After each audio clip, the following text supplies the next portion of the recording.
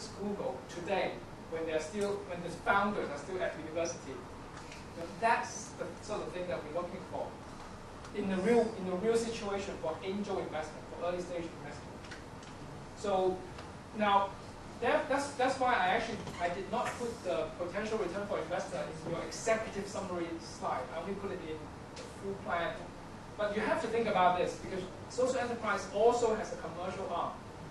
You don't have to put in a huge return on investment for social enterprise. That's not what's expected because of the nature of the social enterprise. But if it's a commercial entity, then yes, people would expect some good return. Otherwise, why wouldn't they just invest in property or stock market or some alternative investment? Why would they invest in you if you're not bringing the return? Okay, so let's do an exercise on this one. Just do some projections and milestones. I think some of you have done a little bit of that already. But that's a good thing, because we swapped the company. So whatever you've done for now you have to think about it again. I think let me see. Now we really don't have a lot of time now. I think we have about 1.5 hours just to have something to go through. So maybe we just spend 10 minutes, really 10 minutes on one slide and tell me about your projection. We want to see some projection this time. 1 year, that's fine. 2 years, that's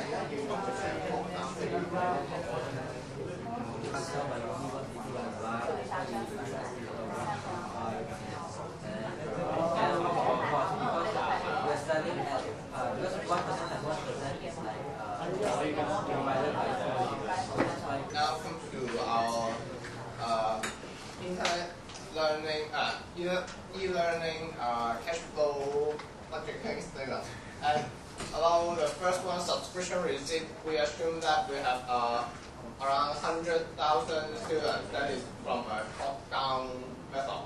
And we assume that all student subscripts are paid in advance, so the revenue is the same as the cash receipt, and it's about 0.3 billion. And about the cash outflow, the training cost means the teachers offer the services to our students, and we assume the 60 hours is on average, student will have this lesson 60 hours a month. And we assume we pay $20 to the teachers every hour, so we will have this figure. And the marketing cost and information system cost is the advertisement and server respective. And finally, we come to the telecommunication fee. It's about the fee we pay to the Chinese mobile. And we finally get the cash inflow of 0.16 billion. And when we half the revenue received and double the cash outflow, maybe we will suffer some cash shortages in the first few years. But we can. So this is 1 year, right? First year. Okay. So now, let someone else try to challenge this. I mean, because always, when you present something in front of an investor, who want to challenge some of these assumptions? And which one do you think would be most unrealistic or best in the Anyone? What do you think?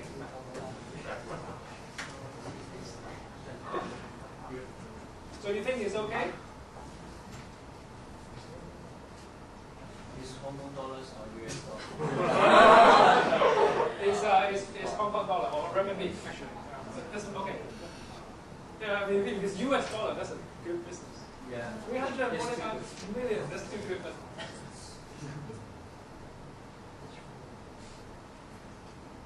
What's the ask?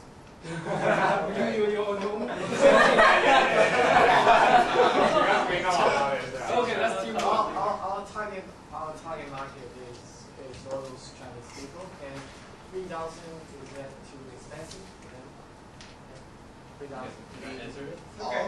Yes, actually, if we so first I want to explain 60 hours for subscription.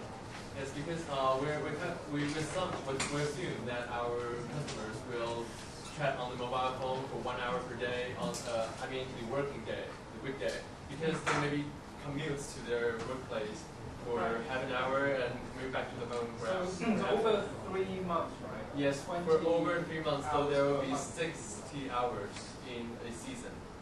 Yeah, that's not bad. Okay, so $3,000 for 60 hours, that's a hour rate for $50 per hour. That's which is quite normal quite in Chinese reasonable. markets. Yeah, people are paying more or less for the same thing. So nobody's challenging this, but I would challenge the $20 per hour For the teacher. Yeah, it's below the Hong Kong minimum wage. So it's a teacher, so it's actually earning worse than. But it's China. It's in China.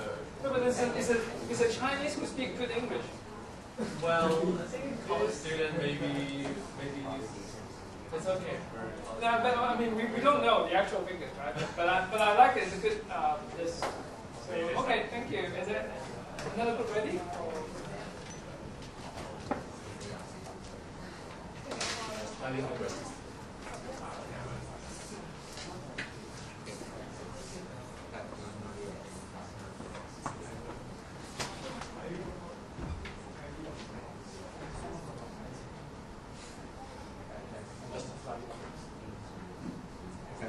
Good afternoon. We have prepared an income statement for the iGlasses company. Actually, we prepare in a yearly basis, but due to not enough time, so we only prepare a monthly basis. So all the figures multiplied by 12 will get the yearly basis figures. Firstly, for the sales figures, we estimate that there are nearly 245,000 people who may need to want to purchase the glasses from our company, and the estimated price will be US $25. So this result to $600,000 for revenue.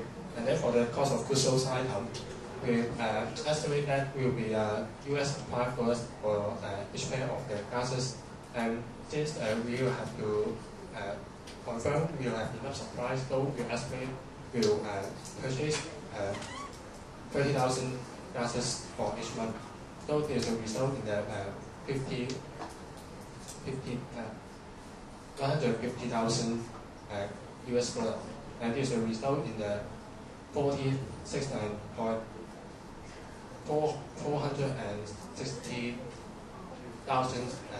dollars for the gross profit. And then we come to the expense item. There are mainly 5 items. We estimate that the sale and distribution will adjust with the 5% of the sales revenue.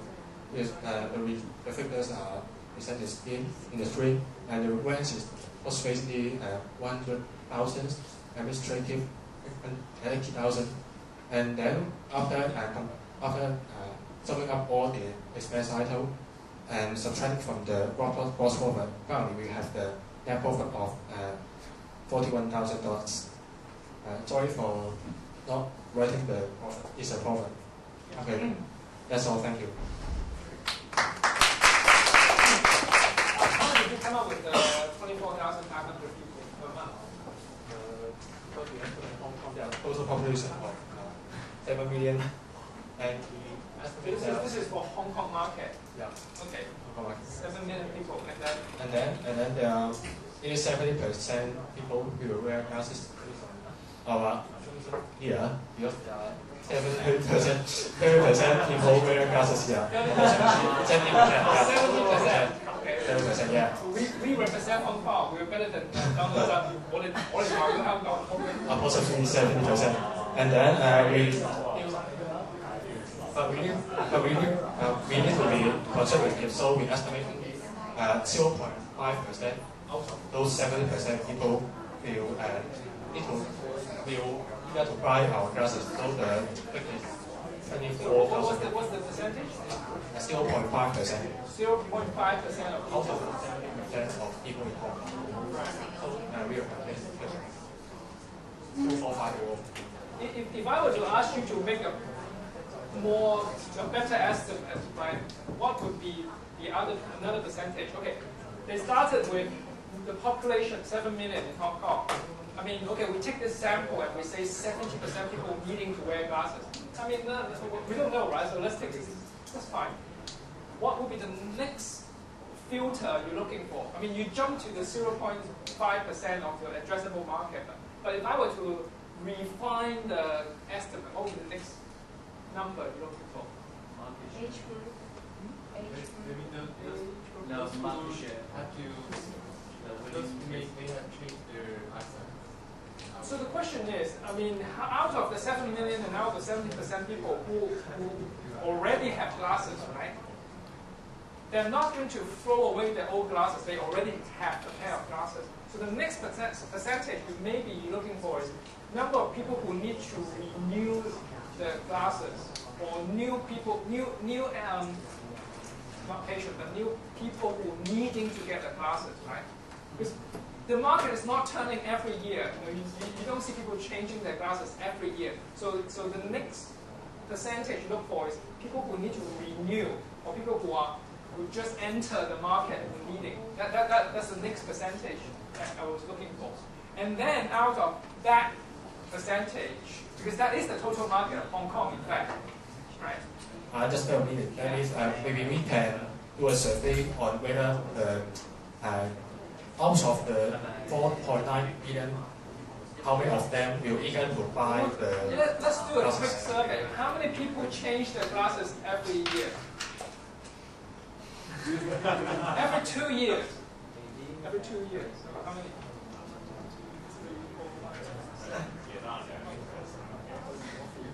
3 years? I mean, let's suppose everybody changes every 2 years. Then the market of renewal is 50%. Something like that. Just ways to improve your accuracy, improve the. Make it more convincing. That's all. It's interesting. Thank you. Okay. So the next one is.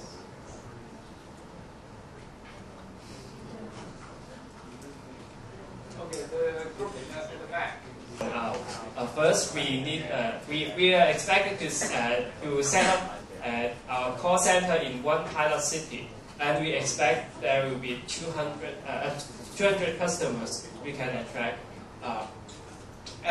We are planning to use 3 months to set up the call center, to employ some staff, the native English speakers, and then also the equipment, the renting the office, and also some renovation of the office, etc. So it takes 3 months time. And then going to the preparation, we will do the promotion at the local schools, and also asking the employees to prepare the teaching materials for us. So it takes 1 month.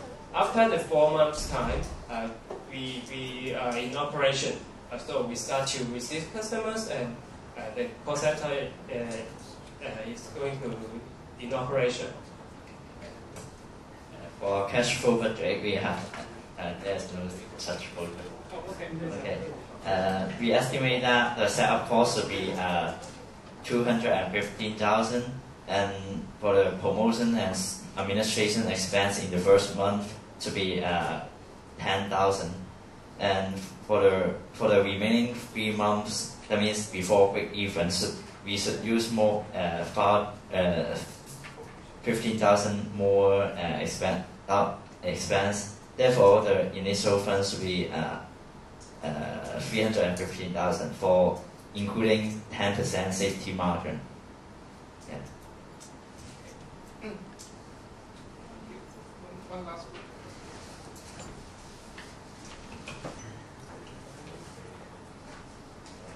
Really sorry for the wording, you need to follow me. Well, basically our country is India, so Indian population is 1 billion. So all underprivileged is like, under poverty is like 50%, is 500 million. And so one spectacle basically was selling at $25. $10 is the selling price, $15 from the WTO sponsor. And then, so the potential market is, how to tell that? How many zeros? $1 million. And then, yeah, 12.5 billion dollars. And how we come up with the conversion rate? Imagine there's like 100 cities in India. Basically, we start off with one city first because we are startups. And then in that city alone, every 100 people that we meet, only 1 people would buy. That's why we get another 1%. So basically, the figures you need to divide by 4 zeros. Then upper a bit. Then you get a realizable money of 1.25 million, which is the revenue. So we change to the second slide.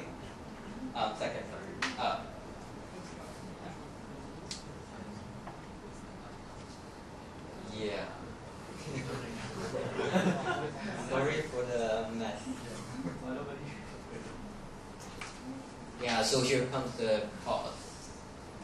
So basically cost, if you divide it by the people that we're targeting, divided by 4 zeros again, we get 50,000 pieces that we want to produce. We produce it in China, made in China, and then cost per unit is $10. So we need $500,000 to get all the spectacles. So we're gonna sell it in India. So basically the gross profit, right, is 1.25 million minus the 500,000. You get 750,000 gross profit. So now the cost. Basically, first come with logistics. You ship from China to India, you need $50,000. Advertising cost of $100,000, and then the last one is profit. Basically, we sell to local entrepreneurs. Basically, we do profit sharing. So when they sell it at $10, they're gonna get $5 of profit sharing. So basically, it's 20% of all the margins, which is $250,000, and that's how we get the net income of $350,000. Basically, the next slide is on the milestone. Yeah. So basically, yeah, we are negative cash flow at first. So crying is 650,000, excluding the profit sharing because we're gonna pay when they sell. And then after that, we're gonna 350,000 of realizable in first. And then after that, when we bunch up more markets, more cities, it will be sky out there. So in the stores. So basically, that's how we project the whole model. Thank you. By the way, WTO is not an NGO. WTO is not a charity. They would never hang out money for WTO is not a charity. It's basically a body regulating the trading partners, the countries, how they do cross-border trading. So, okay.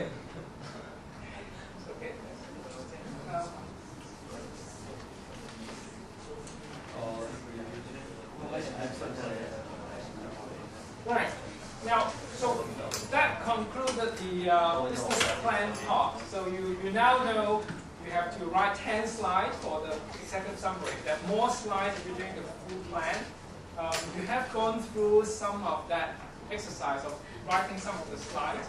And so for your social enterprise part, you should add elements of social enterprise, social impact. But remember, try to do it in such a way, as high a standard as possible. So all your numbers are backed up by something that you have to do some reality check.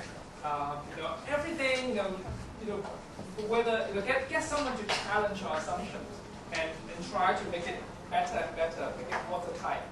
So for the next part, and also in the interest of time, we'll do quickly. So once you have written your plan, how can you actually present it in a good way, in a consistency way, or compelling way even? Now, we mentioned Guy Kawasaki. He's a good guy, venture capitalist, and then he actually came up with the 10, 20, 30. We have already seen the 10 and 20. 10 slides in 20 minutes. You can look him up on Google or something. But he also said something else. And by the way, this is for an executive summary. This is for when you go to pitch a venture capital company. So that's why the 20 minutes is 10 slides. So for different situations, you can have more slides, less slides, more time, less time. But the 30 was actually for 30-point font. So actually, if you notice, almost all my slides have big font, actually. they are like mostly 30 points. Even the slide with a lot of words, I still try to keep it big font, which I think is a really, really good idea, because for several reasons. First of all, you're not going to show people on the PowerPoint slide with very, very busy slides. People lost interest. Like here, you can clearly read what I put here, and also because I didn't actually put a lot of the things on the slide, you're not just reading the slide. You have to listen to what I have to say. And if I do that, I actually know exactly what I need to say. I am not reading from my slide. If I start putting a lot of things on the slide, you and I will be reading the slide together. And I'm talking, so you read faster, you read ahead and things, right? So it's not very interesting. If you can read it all from my slide, then in fact, if you read it from the slide, then why do you come anyway? So use 30 points. It's easier on the eyes. People grab people's attention with the keywords, and then really have a lot of the information, in your speech. Not just relying on the slide. The slide has to give you some clue and the cue point where, oh, this is when I should say this is when I should say something else. So I think it's a good idea. The guy, Kawasaki, kind of 10, 20, 30. It's easy to remember. 10 slides, 20 minutes, 30 point minimum for font size. So you already seen this, right? The 10 slides, so you don't have to repeat. You already use it. You already practiced even on some of them. So now, how about how to make your presentation more compelling and improve? Someone did a research. This may not be true, but I like it anyway. They said, when you communicate with someone, only 7% is in the word, and then the rest in the voice and in the physical gesture. So, if I speak in a very 7%, 38%.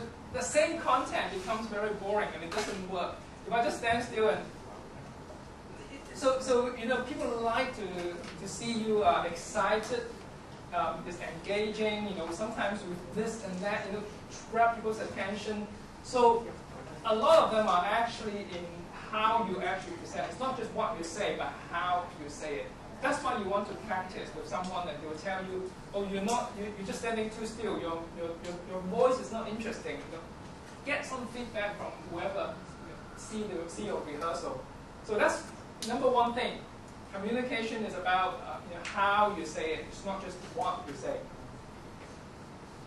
And plan your presentation. We already mentioned earlier.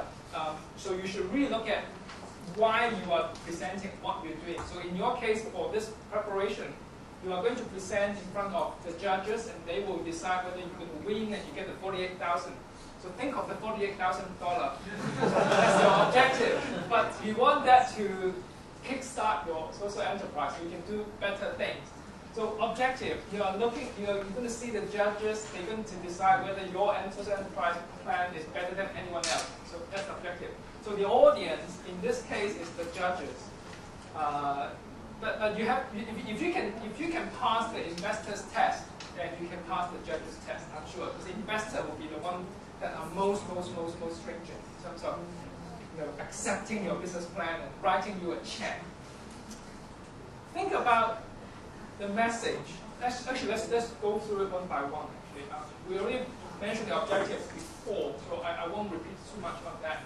But one thing you should think about is what's the outcome. You want the judge to think you're better. Remember that. The audience.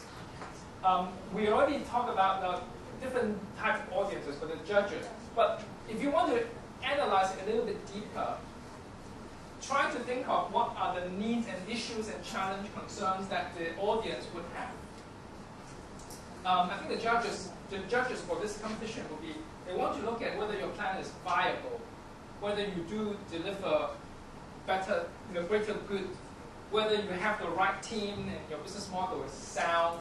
So think along those lines when you actually present your business plan. But if you actually, again, I repeat, if you do it to such a high standard that can pass the investor, then you should have no problem with the judges in this case. But one thing though is connect with the audience. So actually, if you can find out a little bit, who are the judges, who's going to see you, and find a way, to make a connection. Even even better. But there are some techniques, of course. When you make eye contact, you look at someone. During the presentation, these are good things. And this is a big room. I try to make eye contact with everyone, but then in a small room, the judges, look at each of the judges, but don't look. You look at one sentence, and then you switch to another sentence with another judges, right? Naturally, and they feel connected. They feel like you are talking to them. It's all very subtle, but it gives them better impression. Is important. But that's connect with the audience. And when I say make a compelling message, so think about for your social enterprise or for your business. Every time is what is the governing thought of your message? So the governing thought could be we help all the homeless people. They're going to be off the street. For example, we help all the people who need to wear glasses, who are no longer, who cannot afford it, but that's not the case anymore. Everybody's going to be wearing glasses, and they're going to be productive. They're going to improve their education, improve their productivity. What is the governing thought that you try to convey? And I presented two ways here. Whether it's you have different reasons independently, and then that would sum up to the governing thought, or whether they are actually logical. So statement 1 lead to statement 2 and 3 and 4, and then therefore you reach the conclusion of your statement. But it would all depend on the actual social enterprise you're trying to do. But think about this framework to support your kind of layout of how to derive to your governing thought. I like this example. I actually found it from somewhere.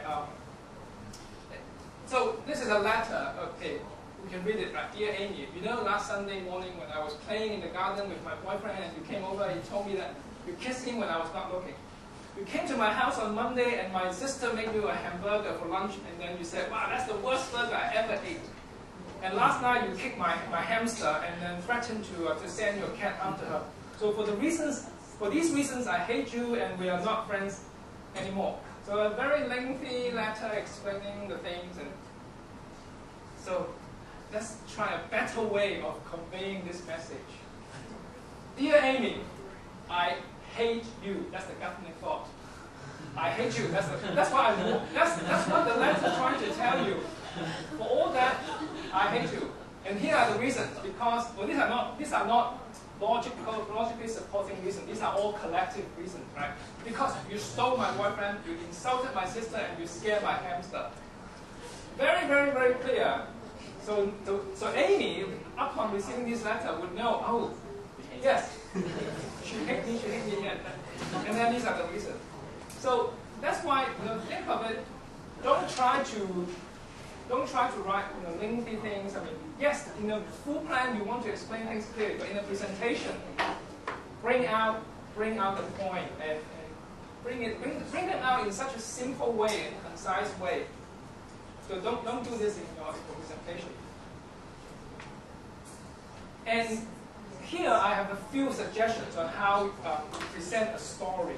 So when you want to tell a story. By the way, this is what we use in McKinsey. So you want to present, for example, what is the situation? Tell people the current condition, the current situation. So people, okay, there may be a problem I need to address. Tell them the complication. So what has changed? What needs to be addressed? And therefore, my resolution to all that. Situation, complication, and then resolution. Just one way of telling a story or telling people why they need to take action. That's one way. Another way would be the reduce of resolution. That's why you see some missing line. The projector doesn't project quite right. Anyway, another way would be these are the that's the second slide. Okay. So some of the questions and then branches out into more questions, and then these will lead to certain action. And this is typically when you need the person to take action and give them the decision tree. If this is true, take this action. If this is not true, take this action. So that's another way of telling the story. So it depends on your situation or